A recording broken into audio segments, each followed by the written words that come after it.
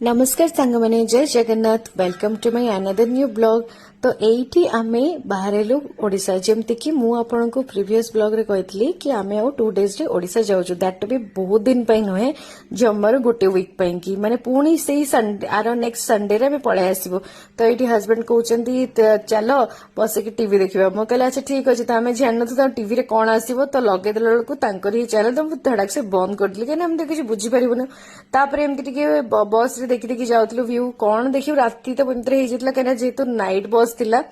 तो नाइट बस रे एमती कथबार्ता हो आमे भाबिलु कि काली सकाळे 5 टे निद भांगिबो ना नहीं देखिला बेलु हस्बैंड कहले नहीं नहीं मु अलार्म सेट कर दिछि कने से 5 टा बेले संग माने बरमुंडा बस स्टॉप रे हमकु छाड़ दबो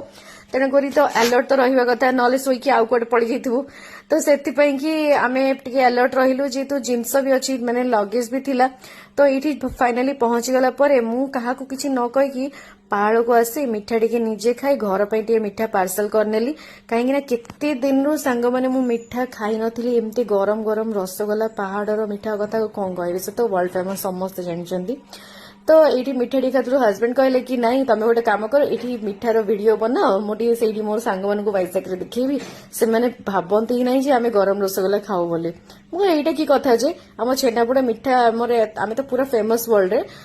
खाती ना ना से जानी ना तुम वीडियो बनाओ मुझे कहला ठीक अच्छे तुम टे मिठा नहीं कि घर को बाहर कहीं मुझे क्या कही नी मुझे जाऊँगी बोली तो हस्बैंड कहते गरम मिठा धरिकी मत बढ़िया लगुच केते दिन पर 1.5 मास पर मिठा धरली मुझे कहला ठीक अच्छे तो से फोन आसला बाटर मो भौणी फोन करला मु कहा को किछि कहनी मम्मी को भी कहनी तो आमे तो जन कोन कल ना बाहर गलु तो एमती जाओ जाओ कथा हलो जे एते दिन पर आसी कि केते बढ़िया लगुची तो हस्बैंड कहले कोन सब खाइबो कुआडे कुआडे जिवो मते टे लिस्ट कर दियो मु कहले हां टाइम जेती मिलिबो ता भीतर सारिया पड़ियो पुणी सांग माने देखा हबो मोर next blog till then take care bye bye.